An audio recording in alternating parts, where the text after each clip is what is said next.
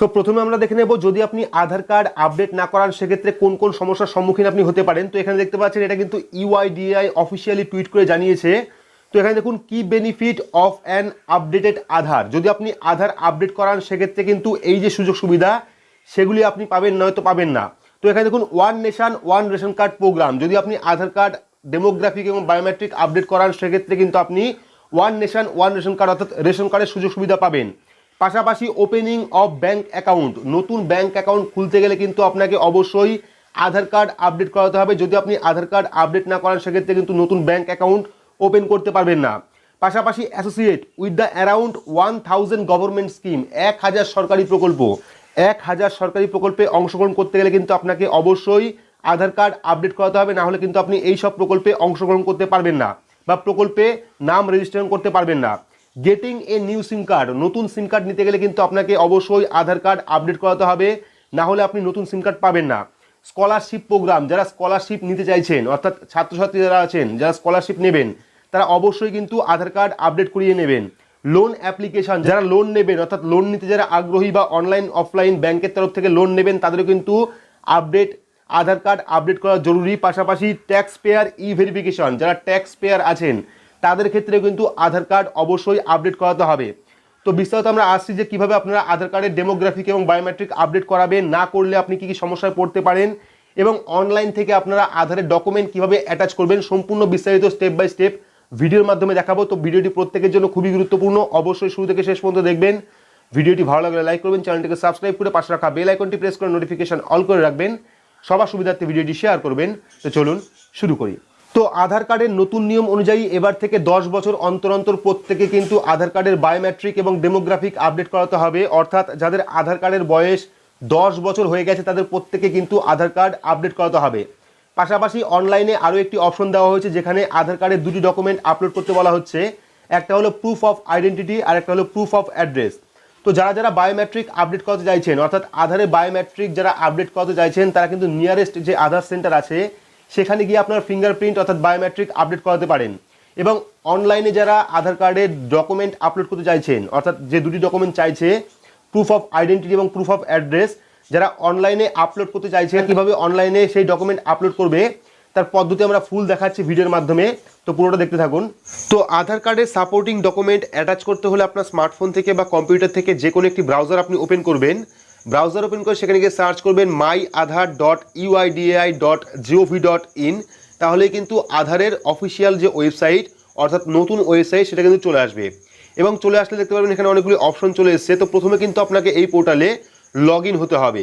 এবার তারাই এই কাজটা করতে পারবে যাদের আধার কার্ডের সাথে মোবাইল নাম্বার লিঙ্ক আছে। যদি আপনার আধার কার্ডের সাথে মোবাইল নাম্বার লিঙ্ক না থাকে সেক্ষেত্রে কিন্তু আপনি সিএসসি সেন্টারের মাধ্যমে বা আধার সেন্টারের মাধ্যমে কিন্তু আপনি অনলাইনে ডকুমেন্ট আপলোড করতে পারেন।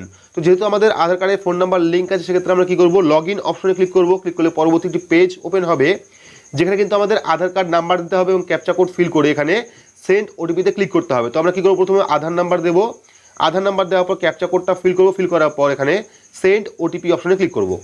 তো এখানে কিন্তু আমরা আধার নাম্বার দিয়েছি এবং ক্যাপচা কোড ফিল করেছি। এবার আমরা কী করবো, সেন্ড ওটিপিতে ক্লিক করবো। সেন্ড ওটিপিতে ক্লিক করলে কিন্তু আমাদের রেজিস্টার ফোন নাম্বারে একটি ওটিপি সেন্ড করবে, যে ওটিপিটা আমাদের এখানে ভেরিফাই করতে হবে। তো আমরা এখানে ওটিপি বসিয়ে দিচ্ছি। ওটিপি বসানোর পর আমরা কী করবো, লগ ইন অপশনে ক্লিক করবো। তাহলে কিন্তু আমাদের যে প্রোফাইল অর্থাৎ ড্যাশবোর্ড সেটা কিন্তু ওপেন হয়ে যাবে এবং ওপেন হয়ে গেলে দেখতে পারবেন সেখানে কিন্তু কয়েকটা নতুন অপশন যুক্ত হবে। তো প্রথমে দেখতে পাচ্ছেন download Aadhaar, order Aadhaar PVC card, online update service, bank linking status, general virtual ID, lock unlock biometric, authentication history, offline KYC, payment history, my head of family request এবং সবার লাস্ট যে অপশনটা সেটা দেখুন ডকুমেন্ট আপডেট। তো এই যে অপশনটা ডকুমেন্ট আপডেট সেই অপশনে আপনাদের ক্লিক করতে হবে। ক্লিক করলে কিন্তু পরবর্তী আরও একটি পেজ চলে আসবে যেখানে কিন্তু আপনাকে ডকুমেন্ট আপলোড করতে হলে 25 টাকা চার্জ করতে হবে। অর্থাৎ আধার কার্ডের সাথে প্রুফ অফ আইডেন্টিটি এবং প্রুফ অফ অ্যাড্রেস ডকুমেন্ট যুক্ত করতে হলে কিন্তু আপনাকে 25 টাকা অনলাইনে দিতে হবে। তো আমরা কী করবো, এখান থেকে নেক্সট অপশনে ক্লিক করব। ক্লিক করলে পরবর্তী একটি পেজ চলে আসবে যেখানে পরবর্তী পেজে আসলে দেখতে পারবেন যে কীভাবে আপনাকে কাজটা করতে হবে। আপনারা দেখে নেবে এখান থেকে, দেখে নেওয়ার পর আপনারা কী করবেন, নেক্সট অপশনে ক্লিক করবেন। ক্লিক করলে পরবর্তী আরও একটি পেজ চলে আসবে এবং এখানে দেখুন চলে এসেছে আপলোড এবং পেমেন্ট। তো এখানে দেখুন please verify your demographic details. তো এখানে নাম চলে এসেছে, জেন্ডার চলে এসেছে, ডেট অফ বার্থ চলে এসেছে, অ্যাড্রেস চলে এসেছে। এবার এখানে দেখুন I verify that above details are correct. যদি সব কিছু ঠিক থাকে সেক্ষেত্রে আপনি কি করবেন, এই যে টিক চিহ্নটা এখানে টিক করবেন, টিক করার পর আপনারা নিচের দিকে চলে আসবেন, দেখতে পাবেন গাইডলাইন ফর আপলোডিং ডকুমেন্ট। তো এখানে দেখুন the size of each document should be less than 2 MB, অর্থাৎ প্রতি ডকুমেন্টের সাইজ হতে হবে 2 MBর মধ্যে। সাপোর্টিং ফাইল ফরম্যাট আর জেপিইজি, পিএনজি এবং পিডিএফ, অর্থাৎ যে ডকুমেন্ট আপনি আপলোড করবেন সেই ডকুমেন্ট কিন্তু জেপিইজি, পিএনজি এবং পিডিএফ ফাইলের মধ্যে হতে হবে 2 MBর মধ্যে। এবার দেখুন প্রথমে চলে এসেছে please upload proof of identity. ঠিক আছে, তো ডকুমেন্ট কি কি আছে এখানে দেখুন, select valid supporting document, select valid supporting ডকুমেন্টে ক্লিক করবেন। ক্লিক করলে কিন্তু এখানে সমস্ত ডকুমেন্টের লিস্ট চলে আসবে, অর্থাৎ প্রুফ অফ আইডেন্টিটি। ঠিক আছে, তো এখানে দেখুন প্রথমে চলে আসছে ফটো আইডেন্টিটি কার্ড, অর্থাৎ চাইলে আপনি ভোটার কার্ড দিতে পারেন, আপলোড করতে পারেন।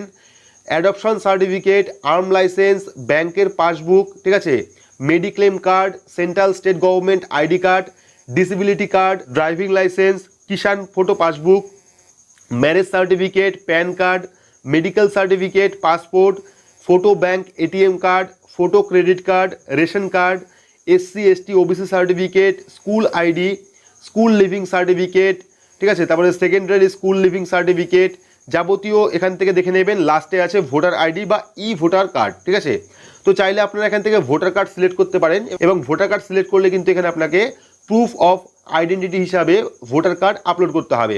তো আপলোড করার জন্য আপনারা কি করবেন, এখানে দেখুন view details and upload document, এখানে ক্লিক করবেন। ক্লিক করলে কিন্তু এখানে চলে আসবে কন্টিনিউ টু আপলোড। ঠিক আছে, তো কন্টিনিউ টু আপলোড অপশনে ক্লিক করবেন। ক্লিক করলে কিন্তু এখানে আপনার কিছু পারমিশন চাইবে, সেই পারমিশনটা আপনারা ওকে করে দেবেন। ওকে করার পর কিন্তু আপনার গ্যালারি ওপেন হয়ে যাবে। ঠিক আছে, তো এখান থেকে আপনার ফাইলে ক্লিক করবেন। ক্লিক করার পর আপনার গ্যালারি ওপেন হবে। গ্যালারিতে যেখানে আপনার ডকুমেন্ট সেভ আছে, অর্থাৎ ভোটার কার্ড, সেই ভোটার কার্ডটা ক্লিক করবেন। ক্লিক করলে কিন্তু এখানে ডকুমেন্ট অটোমেটিকলি আপলোড হয়ে যাবে। ডকুমেন্টের সাইজ 2 MBর মধ্যে হতে হবে। তো প্রথমটা গেল প্রুফ অফ আইডেন্টিটি। এবার চলে আসবে প্রুফ অফ অ্যাড্রেস, অর্থাৎ আপনার অ্যাড্রেস প্রুফ হিসাবে কোনো একটি ডকুমেন্ট কিন্তু আপনাকে আপলোড করতে হবে। ঠিক আছে, টোটাল 2টি ডকুমেন্ট আপনাকে আপলোড করতে হবে আধার কার্ডের সাথে। ঠিক আছে, তো এখানে দেখুন please upload proof of address document. তো সিলেক্ট ভ্যালিড সাপোর্টিং ডকুমেন্টে কী কী আছে এখানে দেখুন, arm licence, driving licence, electricity bill, bank statement, central state government ID card, disability certificate, gas connection bill, insurance, Kisan photo passbook, marriage certificate, passport, property tax, pensioner, photo ID card, ration card, school ID card. ঠিক আছে, যাবতীয় details দেওয়া আছে এখানে। চাইলে voter কার্ডও দিতে পারেন, অর্থাৎ দুটো ডকুমেন্টে আপনি ভোটার কার্ড ইউজ করতে পারেন, ওয়াটার বিল ইউজ করতে পারেন। তো আমরা কী করবো, এখান থেকে আমরা যে রেশন কার্ড, সেই রেশন কার্ড সিলেক্ট করবো। সিলেক্ট করার পর আপনারা চাইলে ভোটার কার্ড সিলেক্ট করতে পারেন। ঠিক আছে, ভোটার কার্ড বা পাসপোর্ট, ঠিক আছে, ব্যাংকের স্টেটমেন্ট, ব্যাংকের পাসবুক, এগুলো আপলোড করতে পারেন। তো সিলেক্ট করার পর ভিউ ডিটেলস অ্যান্ড আপলোডে ক্লিক করবেন। ক্লিক করলে আপনার tab continue to upload option চলে আসবে, সেখানে ক্লিক করবেন। ক্লিক করলে আপনার গ্যালারি ওপেন হয়ে যাবে। সেই গ্যালারি থেকে আপনার রেশন কার্ড বা যে ডকুমেন্ট আপনি আপলোড করবেন সেই ডকুমেন্ট সিলেক্ট করবেন 2 MBর মধ্যে। দেওয়ার পর এই যে I hereby give my consent, এখানে ক্লিক করবেন। এখানে যাবতীয় ডকুমেন্ট আপলোড করার পর আপনারা নেক্সট অপশনে ক্লিক করবেন। নেক্সট অপশনে ক্লিক করলে কিন্তু পরবর্তীকালে চলে আসবে পেমেন্টের অপশন, অর্থাৎ পেমেন্টের পেজ, যেখান থেকে কিন্তু আপনাদের 25 টাকা পেমেন্ট করতে হবে অনলাইনে।